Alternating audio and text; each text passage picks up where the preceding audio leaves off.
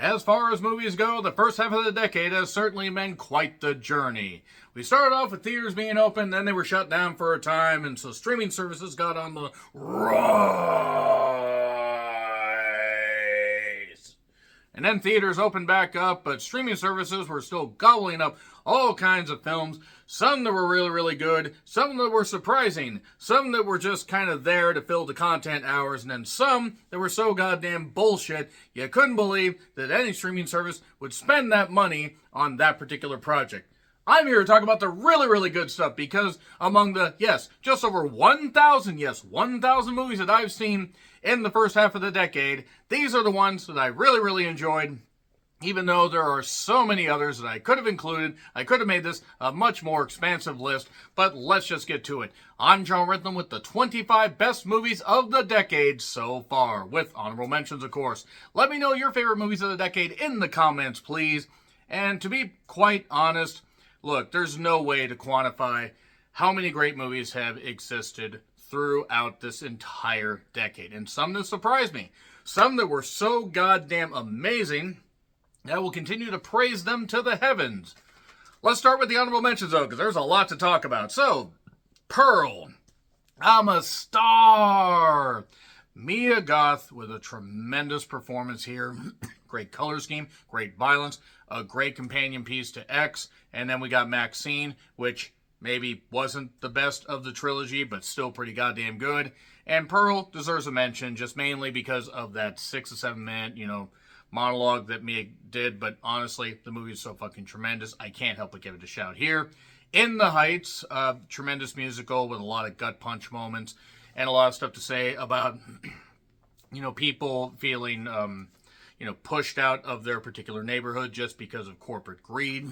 A lot of great performances, great musical numbers, a lot of really good stuff. And then we'll get to Perfect Days. Perfect Days realistically should be in the top 25, but there's so many great movies of various, varieties, various genres, subgenres, and dom genres that Perfect Days is still going to get a shout here for its great soundtrack, great performances, especially by the lead actor, and just a lot of great shit to sink your teeth into. Soul. Disney put this out on Disney Plus, and it turned out to be one of the most emotionally moving movies that I have seen in fucking years. With great music, and my goddamn goodness. My goodness. There are points about, souls and how souls feel conflict and stuff like that, and just how souls exist in their own world, and what happens if they come to our... A lot of really good shit here, but man, there were some sad moments. So we get to Sirocco and the Kingdom of the Winds, a tremendous animated movie with some good commentary about, accepting loss and learning to love and appreciate what you have, but also just some gorgeous animation, Studio Ghibli influenced. It's really good stuff. And we go to Saint Maud. Saint Maud was just really, really fucking good. Great A24 offering. Morford Clark with an absolutely captivating performance. And just absolutely deserving of a shout here. We Live in Time. Florence Pugh and Andrew Garfield as a couple going through tough times. It's almost unfair with two tremendously charismatic and incredibly attractive people being, put in a couple as a couple in a movie. It's almost unfair. How can you compete against that? Plus A24 being involved in this. And I cried. I cried a lot. It was really sad. It was comedic, but it was really sad. Fuck. Belle, another great animated movie. Just, Beauty and the Beast influence, but told in a, in the realm of the internet, the information superhighway, and just, boy, those last 20 minutes. But great music, and just a lot of really great shit. I really appreciated what Belle had to say. We go to X. X gonna give it to you. Mia Goth, Jenna Ortega, and a grindhouse feel of 1970s horror. Sign me the fuck up. Plus A24 being involved. The Artifice Girl. Low production as far as budget, but high quality as far as performances, story, captivating. Artifice Girl is a film that I think got forgotten about, despite the fact that I praise it to the heavens. I mean, not that I'm the only voice, but I was one of the main people that did once I was actually able to see it. I've encouraged people to watch it. You guys really should check it out. It was a great effort by the director, who, along with just a few people, it really didn't take place in a lot of locations. They utilized a great story about AI gaining, like sentience, so to speak, and can AI feel? What can actually happen? And I just really liked what it had to say. It was a beautifully told story. And then we get to Hamilton. Yes, the Disney Plus led or streamed production of the Hamilton musical, with some great performances, some gut punch moments, and it flies by at like 2.5 hours. It's really good stuff. The Holdovers, Paul Giamatti, Devine, God, I always get her fucking name wrong, but she's so good. She was so good. And the the young man, Michael Cessna, I think was his name, or something like that. Or Dominic Cessna, I believe was his name. He played a lot of movies I've seen this year. Forgive me, guys. And just this year alone, but just this decade. It's been insane. He was great as, I believe in his first feature role in a film, and it was a great Christmas movie. One of the best Christmas movies, in my opinion, of the last 20 or so years. Arguably is going to become a Christmas classic for many people. I probably need to watch it again at some point, just to refresh on how great it was. I had fun with this. I actually did a double feature of this and Priscilla, and The Holdovers was a lot better. And then we get to 1001. 1001, absolutely tremendous performances. I fucking loved it. It was gutsy. It was a great story. And it about how some will go to great lengths to raise a child. And how some children can get, a twist in a twist thrown at them, or a curveball thrown at them that makes them question what's gone on in their lives and stuff like that. But it's just a beautifully told story. But it is heart-wrenching. It's fucking heart-wrenching. So is Turning Red. That's another Disney Plus original that, quite frankly, should have been released in theaters. And I know eventually it got released in theaters for a limited run. Same with Soul. And I know theaters weren't opening up as much. I think it was sometime in 2022 when Turning Red was around. But it was around enough where I think they could have gotten enough. Sonic 2 made quite a bit of money in 2022, so I think they could have released Turning Red and it would have succeeded. And it was a great story about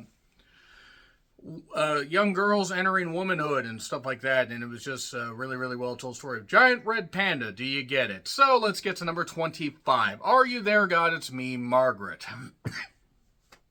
Great way to tell the story about, again, pretty much the same vein of Turning Red without the red panda stuff. Growing up, girls becoming, young women, going through, one of the changes of life. Rachel McAdams playing a mom, further proving that time will consume us all. The fact that she is able to, or old enough to play a mom is saying something. But such great performances. Great performances. I mean, Kathy Bates is so fucking great. The young girl who,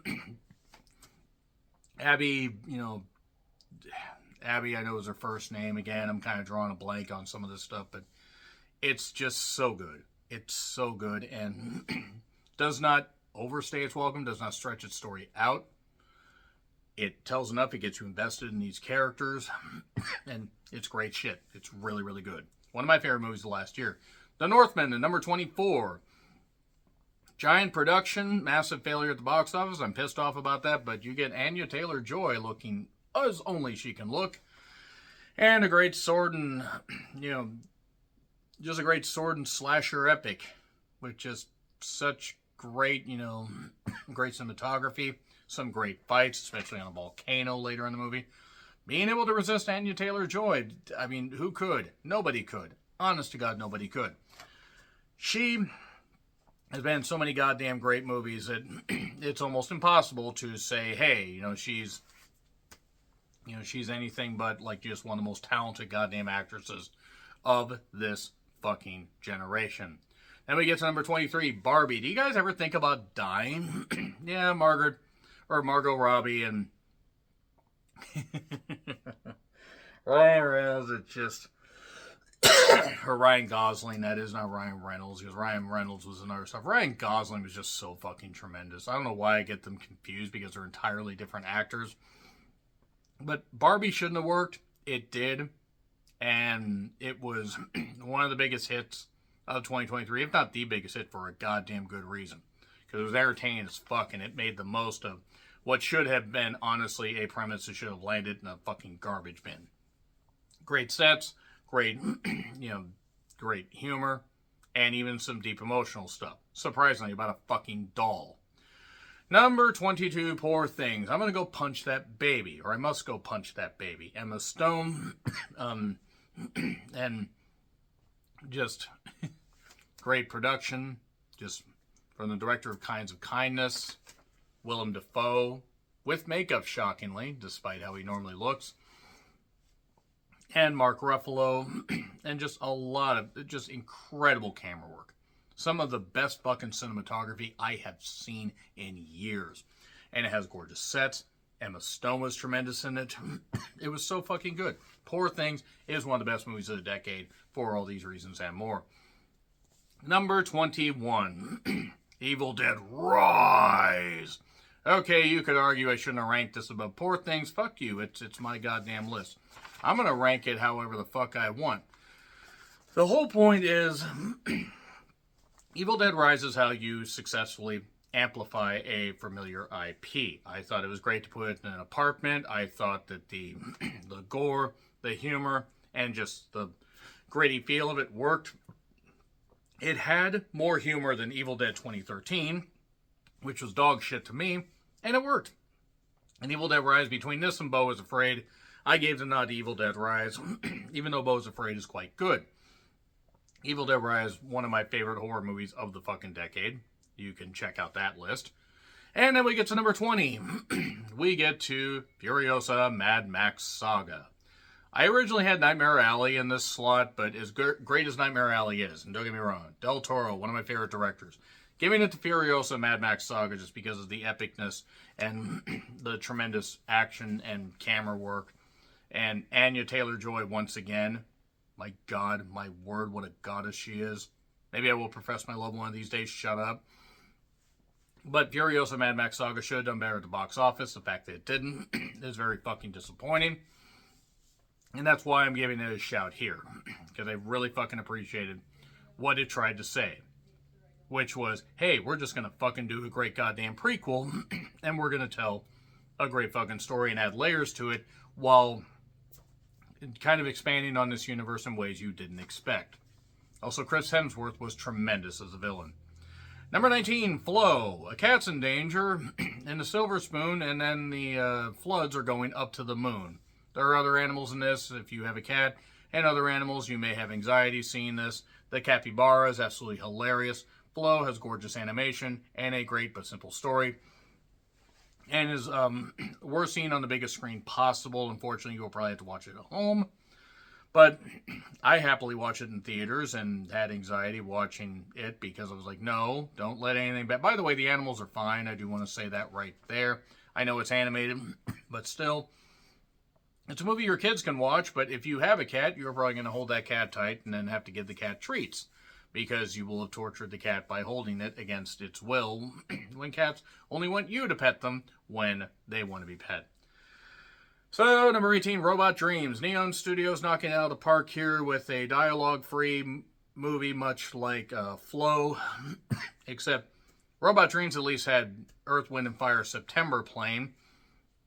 Flow had absolutely no, absolutely no dialogue, just chitters and noises from animals. But Robot Dreams has a lot to say about friendship, unity, and just because you seem apart doesn't mean that you guys aren't together in some way. And Robot Dreams just was another beautifully animated movie in a different way. But Neon Studios did great here. Now we get to more A24 goodness. Number 18, Talk to Me. 17, that is, Talk to Me. And what I like about Talk to Me was it took the simple formula of, okay, a curse is, upon you. Play a curse on both your houses. And the more you try to prevent this stuff from getting worse, the more you make it worse. Because movie. It was Australian, beautifully told, great camera work, and A24's classic. We're going to pick this up for distribution. We're going to market it, and it's going to work well. And credit to the Philippou brothers, who are YouTubers, who wanted to do this film in their own way, turning down a larger budget because they wanted to have their own vision, and that's fair. And it succeeded. I think they ended up doing this for about $5 million or something like that. Hell of a goddamn opening. One of the best openings in modern horror movie history. Hell of a goddamn opening. So, and one whopper of an ending, even though the ending should have been seen coming up from a mile away. So, now we get to number 16. 18 Presents. Yep, 18 Presents. I dropped my list. Let me just get that. 18 Presents. I run a professional show here.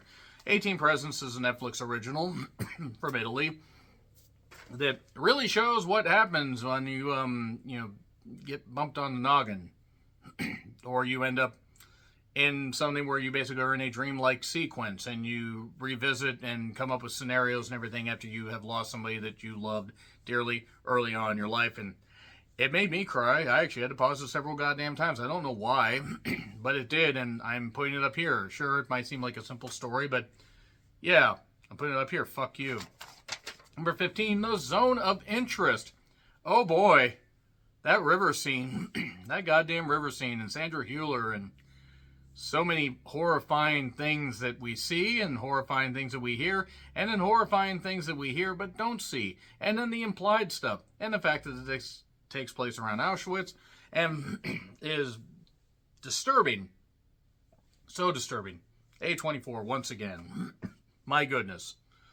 A24, my favorite studio, even though they've done some stuff that wasn't all that great this year and in previous years. Nobody bats 1,000, but A24, oh boy. There are things in this movie that will stick with me for the rest of my life. Number 14, Nope. Jordan Peele with quite the interesting movie. Keke Palmer was a fucking highlight here. And the way they tell the story about, a monster, a creature, and the labor of love, that it takes to produce a movie and everything, and even honoring the crew, crew members in subtle and not so subtle ways, but just great performances and some frightening moments, some weird moments, some darkly humorous moments. And I fucking liked it. I've fucking loved it. I've seen it multiple times, probably about 4. And I see different things every single time. I fucking loved it. It was my favorite movie of 2022 originally, though I probably should have flip-flopped that in number 1 or number 2. More on that in a bit. But let's get to number 13. Last Night in Soho. So yeah, I don't know why I said it like that. Anya Taylor-Joy, once again. Thomasin McKenzie. And just a great, splitting between the 60s and current day and stuff like that. And even though it is very obvious very early on where this whole film is going, it is well written, well acted. Thomasin shined here. Anya looked absolutely incredible in the 60s fashion. And it's a great soundtrack. It's just a great fucking feel from beginning to end. Okay, the ghosts that they show are a little bit questionable as far as design, but that's a minor quibble. I love Last Night in Soho. It was my favorite movie of 2021. Granted, that was the year where I retro-reviewed a lot more stuff and only got to like 78 or 80 current releases in 2021 because pandemic, also a bunch of other projects I was working on. In hindsight, I should have tried to increase the amount of movies I saw. But Last Night in Soho, even with other stuff I've seen from 2021 since then, still sticks out as my favorite film of 2021. No. Now we go to number 12. We go to Top Gun Maverick. Yeah, one of my favorites of that year. And honestly, would have pushed Nope down a little bit further because Top Gun Maverick, I think I might have even enjoyed a little bit more than Nope. It was a successful sequel. That's hard to say, where it took the formula and pushed it further.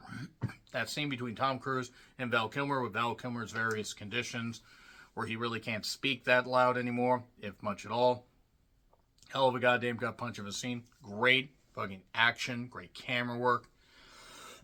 And I'm so glad that they took their time and waited until this was able to be in theaters, because not only was it wildly successful in theaters, but it was a great experience to see out on the big screen. Number 11, The Taste of Things. Juliette Binoche and Mr. Benoit, not that Benoit, but about food, about love, and about laughs, and about loss. And I love the taste of things. I fucking loved it. I thought it was goddamn incredible. Great cinematography as well. That being said, let's do the top 10 now. RRR. It's a Tollywood movie. I will forever regret that I ended up accidentally calling it a Bollywood movie, but I'm not that familiar with the Indian film industry. And RRR is just this insane ride of action, music, bromance, comedy, insanity.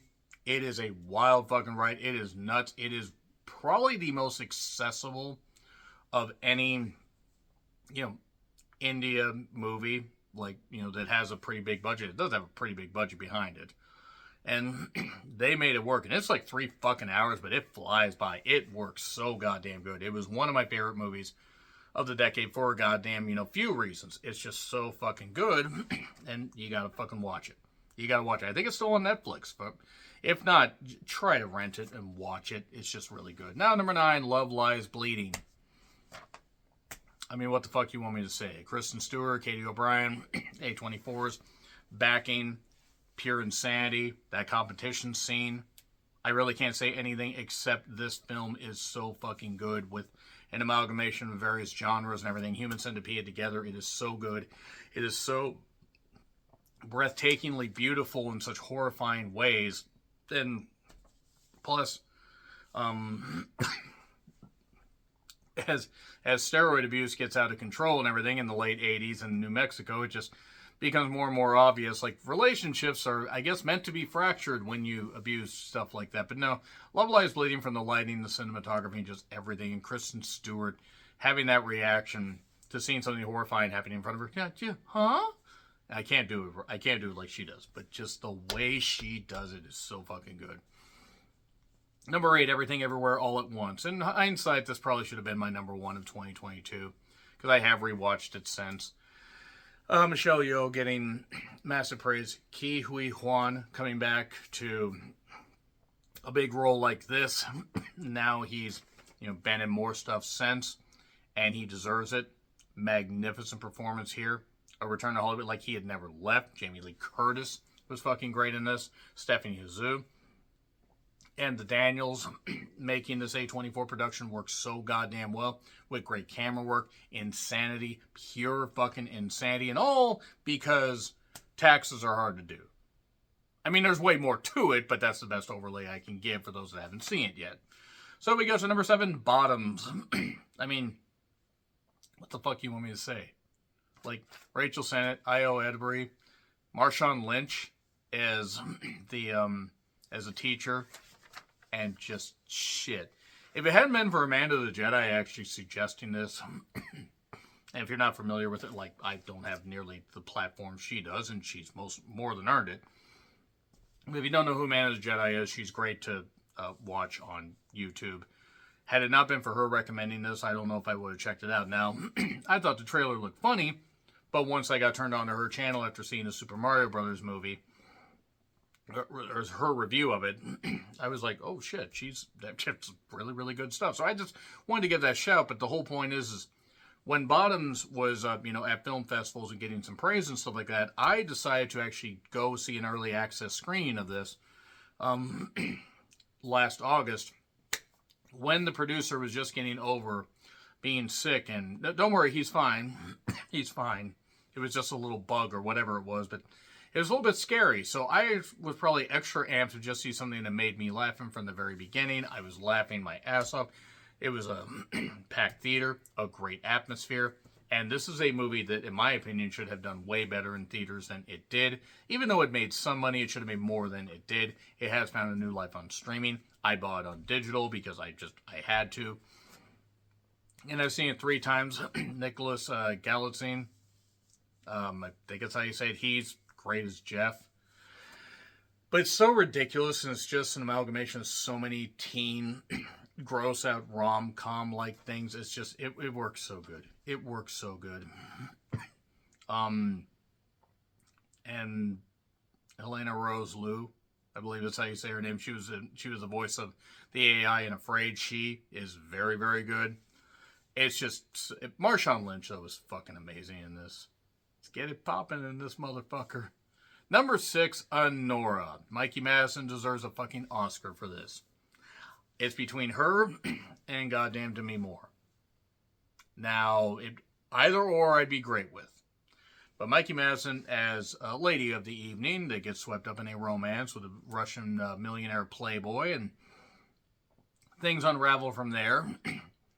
It would be impossible to resist Mikey Madison. I mean, she started off with a great but minor role in Once Upon a Time in Hollywood, and then grew in Scream 5, has done good stuff since, and this is the icing on the cake of the first part of her career, essentially. This is a tremendous fucking role, and that ending absolutely is going to stick with me for the rest of my fucking life. It's an insanely jarring ending. While seemingly being so simple, seeing all the stuff build up to this moment, this realization. Jeez. I could barely even form any words, and I was asked by people about it on the way out because they were doing survey stuff. Anyway, number 5, Past Lives. Greta Lee, who, good God, what a talent and what a beauty. Celine Song's, like best film, I guess she's still got time to make other great films, but this is from A24, and this was my favorite film of 2023 for a damn good reason. But the reason it's number 5 is the more I think about it, as great as it is, and there are so many subtleties between, the great three, the three-headed hydra, shall we say, of these actors. The more I think about it, as great as it was, there are 2 others that were just a little bit better, but Past Lives being at number 5 for the entire decade of the 1,000+ movies that I've seen speaks highly. Past Lives will forever have a place in my heart, forever have a piece in my heart for how great it is. And that ending, the subtlety, but the insanity of the whole situation. Now we get to number 4. Is your war finally over? It's Godzilla -1. The best Godzilla movie in a long time, maybe of all time. This puts all American Godzilla movies to shame. Magnificent goddamn performances. Yeah, they balanced the monster attacks with the human interest, and the fact that they were able to do this and make it work so well. Holy goddamn shit, Godzilla -1 is exactly the type of film that you go to the theater for. I went and saw this, not even anticipating it was going to be that good until I saw that the feedback was like, okay, the feedback's pretty good, but we'll see. And yeah, they did it. From the opening sequence onwards to that final shot. And Godzilla was meaner, badder, and bloodier, and it was just great shit. And the fact that it was produced for the small budget that it was by American standards is saying something. Number 3, When Evil Lurks. Yeah, this was fucked up. Really fucked up. It's on Shudder. It's incredible. It is my second favorite horror movie of the decade for a reason. And if you guys can't figure out what number 1 is and you have not been following this channel much, if you are new, hi, thank you very much for tuning in. But When Evil Lurks was this Argentinian horror movie that was just nuts. Absolutely goddamn nuts. From the very beginning to the very closing shot. When it kicks in, because there's demon-infected people that are roaming, and there are certain rules that you must abide by in order to avoid infection. But oh man, it's just, the body horror is nuts. The performances are great. The realization, no matter how much you try to escape this, you can't fucking escape it. It is beautifully, bombastically bleak. That's the best way I can describe it. Number 2, Challenger. Zendaya, Mike Feist, or Feist, however you say it, as well as Josh O'Connor, and Luca G's tremendous direction. It's like a tennis match going back and forth. It was my favorite film of 2024. Bit of a spoiler in case you have not seen that one yet. But there's one to beat it. But Challengers was so close to being number 1 for the decade because I just thought it was a beautifully told story with 3 very flawed characters. And sure, it's a bit jumbled, but I liked it. I fucking loved it. I really, really loved it. I'm going to go watch Challengers again at some point. Probably when I have a day off and I don't have a bunch of movies to, end up watching. So I'll probably have to watch it sometime in 2025 or 2026 or every single year that I can until the world blows up. Speaking of blowing up, let's talk about number 1. This is The Substance. Demi Moore deserves a fucking Oscar. Margaret Qualley is absolutely motherfucking amazing. Proof that she is a chip off the old block because she's Andy McDowell's daughter. Dennis Quaid being an absolute creep in real life as well. Corley Farjah's tremendous direction. Farjah, I think is how you say it. Who directed Revenge. The camera work, the body horror, the absurd beauty standards that women are beholden to, which is fucking ridiculous. The fact that this movie exceeded the expectations and the hype that it was receiving on the film festival circuit and managed to do so many great things, so many things that in the hands of another director might have not worked, but the opening shot and the ending shot wrapping around this insane story with an incredibly bonkers third act, that is exactly why The Substance, to me, is my favorite movie of the goddamn decade. And my favorite horror movie of the decade as well. So that being said, let me know your thoughts in the comments. What are your favorite movies of the decade? Like, share, subscribe, Twitter handle in the description, Letterboxd, and Blue Sky handles also in the description. I'm John Ricklin. I'll see you soon.